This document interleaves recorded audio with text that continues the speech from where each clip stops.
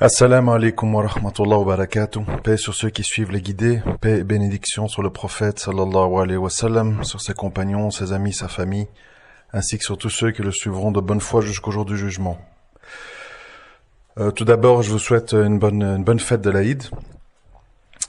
Et je profite de ce moment où, bien sûr, comme chaque année, on parle beaucoup du mouton, etc., pour un petit peu parler autour de ce symbole, de ce sujet, sur évidemment des thèmes plus profonds, car vous savez, j'aime bien toujours vous amener dans la profondeur.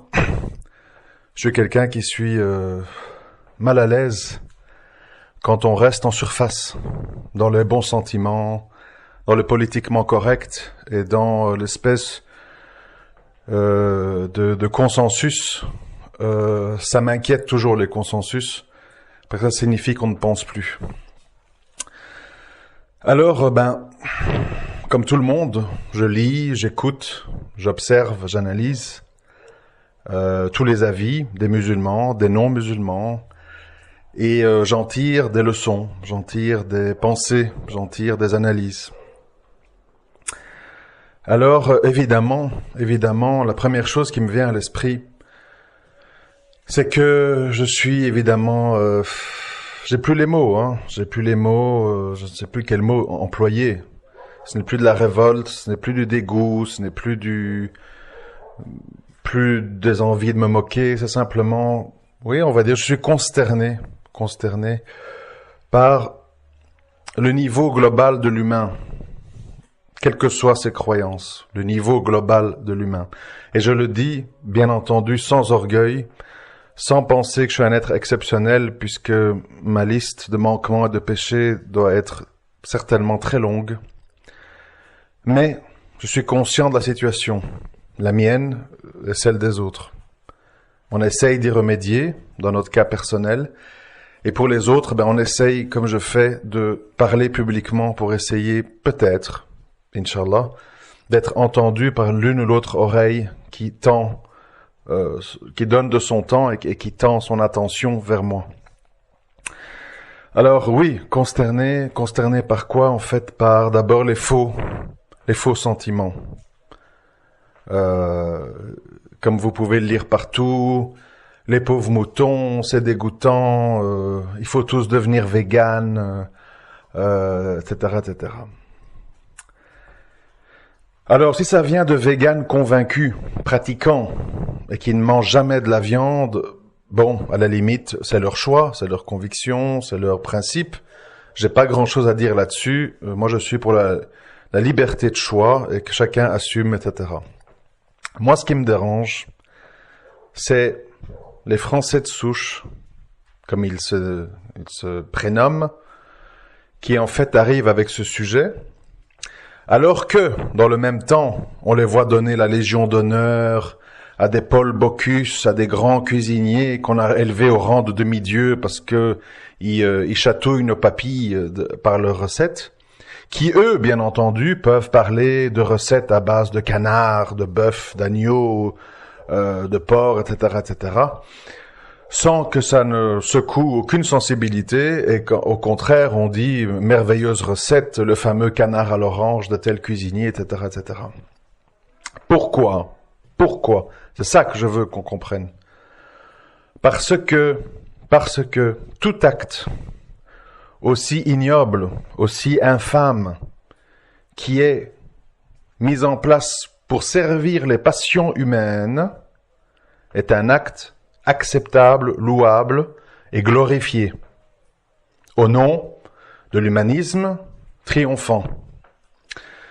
Tout acte qui est fait au nom de Dieu, au nom de sa croyance, est automatiquement classé comme prosélytisme, barbare, Moyen-Âge, scandaleux, dégoûtant. Si vous remarquez qu'on parle du mouton, l'abattage du mouton, qu'on parle des peines corporelles dans la charia, qu'on parle du voile, etc., c'est toujours une barbarie, c'est toujours un mal, c'est toujours une décadence pour la femme, pour les animaux, pour ceci ou pour cela. Par contre, quand on attrape un pédophile ou je ne sais pas, enfin quelqu'un qui touche à leurs émotions, ils réclament à corps et à cri la peine de mort. Ils la réclament même pour toutes les femmes qui se sont retrouvées en Syrie, mariées à des gens qualifiés de terroristes. Ils la réclament, liquidez-la, tirez la chasse d'eau, enfin tout ce genre de réflexion. Quand on parle de mort et de barbarie, ils vont tous hurler au scandale. Regardez, en Indonésie, il y a des femmes qui prennent des coups de fouet parce qu'elles ont trompé leur mari ou elles ont une relation hors mariage, etc. Des longs messages avec plein de commentaires dégoûtants, barbares, ah bah, l'islam c'est ça, etc. Par contre, tout le monde applaudit et tout le monde est résigné à genoux, tête basse, devant, par exemple, les 8 millions de fœtus exterminés entre 1968 et aujourd'hui, rien qu'en France. Là, ça ne soulève aucune controverse. Fouetter une femme, c'est ignoble. Liquider un fœtus, c'est la liberté d'une femme de disposer d'elle-même et de son corps. Et c'est comme ça pour tous les sujets. Pourquoi j'en parle? Pour faire de la pleurniche? Certainement pas. J'ai très bien conscience de qui est qui et qui suit quoi. Mais je le dis et je le redis. Pourquoi? Avec deux objectifs. Un, que les musulmans voient clair et cessent d'être décomplexés, qu'on parle de polygamie, qu'on parle de moutons, qu'on parle de ceci. Vous connaissez mon discours depuis des années. Le musulman, normalement convaincu, n'a pas le droit d'avoir honte de sa religion. S'il y croit. S'il n'y croit pas, évidemment, le moindre coup de vent va le perturber. Ah oui, quand même, les moutons, la polygamie, c'est horrible, les femmes qui doivent supporter des coépouses, oh là là, les peines corporelles, qu'est-ce qu'on pourrait faire? Un petit moratoire, ça pourrait servir? On est là, à marcher, comme on dit en français, cul serré et tête basse, alors qu'en face, eux, ils assument, et ils ont bien raison. Je vous l'ai toujours dit, et je le répéterai jamais assez, moi je respecte l'ennemi qui vient vers moi à visage découvert. Je suis un Français de souche, je suis identitaire, je n'aime pas l'islam, j'aime ma culture, j'aime le paganisme, j'aime l'idée que je ne suis qu'un tas de viande qui pourrira dans la terre, et je suis pour le libertinage, bouffer des femmes, m'en mettre plein le gosier, du pinard, de la pétanque. Ok, moi j'aime bien ça, je sais à qui j'ai affaire. Ce que je n'aime pas, ce sont en fait les gens qui jouent avec plusieurs jeux dans les mains, plusieurs cartes. Un jour c'est la carte Jazakallah, Mashallah, que Dieu vous guide, que Dieu vous garde, Eid Mubarak, etc. Et puis, ah non, ça non, hein.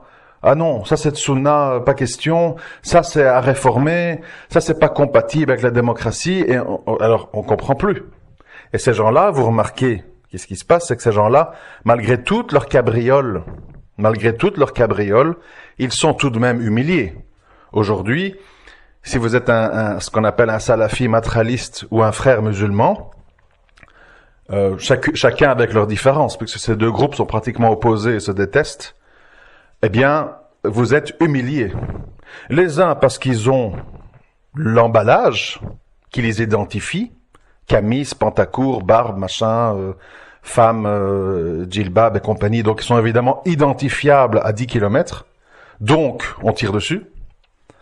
Les autres, parce qu'ils sont inévitablement suspectés d'être des agents doubles, des gens suspects qui veulent s'infiltrer et qui jouent les démocrates humanistes pour mieux infiltrer le système et amener au bout du compte, c'est ce qu'ils disent, c'est faux évidemment, et amener au bout du compte l'islam au cœur de la société. C'est pour ça que je dis, et que j'ai toujours dit, dans la vie, on n'a rien à gagner à être quelqu'un de flou, de trouble, d'ambigu. Et qui qu'on soit, c'est-à-dire New Age, bouddhiste, chrétien, musulman, etc., il faut être clair. Il faut discuter d'une manière ouverte. Il faut avancer preuve contre preuve. Hein? Pourquoi tu te chagrines de ce mouton immolé pour mes croyances, mais tu ne te chagrines pas de tes abattoirs immondes qu'on peut voir sur YouTube, de où on tire la viande pour tes belles recettes de Monsieur Bocuse, à qui tu donnes la Légion d'honneur. Pourquoi lui, il peut cuisiner de la viande pour tes papilles, et nous ne pouvons pas cuisiner de la viande pour nos croyances? Il faut savoir répondre aux gens, il faut les mettre devant leur paradoxe. Pourquoi tu te scandalises d'une femme qui reçoit des coups de fouet pour son infidélité, mais tu ne te scandalises pas pour toutes ces femmes à qui on prend le passeport, albanaises, bulgares et autres, et qu'on met sur la rue ou en vitrine pour servir de défouloir pour des Occidentaux frustrés par leur vie aliénante, métro, boulot, dodo. Ou de ces petits gamins et gamines qu'on sert en pâture à des touristes canadiens, allemands, américains à Pattaya, en Thaïlande, et ailleurs, bien sûr. Pourquoi tu as une sensibilité et une révolte sélective? C'est ça les questions. Et moi, ce qui m'intéresse, c'est pas les pleurnicheurs, c'est pas ceux qui quémandent des droits, oui mais non, 1905, machin, droits de l'homme. Ce sont les gens qui parlent franchement. Moi, je peux parler avec n'importe qui, un policier, un juge, un frère, un ennemi, un sioniste, du moment qu'il me parle sérieusement, franchement, avec des arguments, et qui répond à mes questions, qui répond à mes preuves. Pas quelqu'un qui noie le poisson et qui m'inonde de bons sentiments pour mieux cacher son hypocrisie et ses paradoxes. Ça ne m'intéresse pas. C'est sans intérêt pour moi. Et ça devrait l'être pour vous aussi. Ensuite, si nous revenons plus à des questions internes. Je vous l'ai déjà dit dans d'autres audios, je sais plus quand, il y a longtemps sans doute, que j'étais chagriné, c'est peut-être un mot qui est un peu léger, mais quand même, par le fait que je remarque, depuis le temps que je suis dans cette communauté musulmane, notre motivation absolue à nous accrocher à tous les actes religieux qui relient à du matérialisme et à de l'argent. Je pense à quoi? Je pense aux dots pour les fêtes de mariage. Je pense aux fêtes de mariage. Je pense à l'achat d'un mouton. Je pense aux 4 à 5 000 euros par tête pour le pèlerinage. Je pense aux frais de 3-4 000 euros pour rapatrier des corps au bled, parce qu'on peut vivre chez le mécréant, on peut voter chez le mécréant, on peut éduquer des enfants chez le mécréant, on peut manger la nourriture du mécréant, mais on peut pas y être enterré. Pour ça, on doit retourner chez Monseigneur M6, dans les terres sacrées du Maroc ou d'Algérie et autres. Et tout ça, ce sont des choses payantes, qui coûtent. Et on y est très attaché, très attaché. Par contre,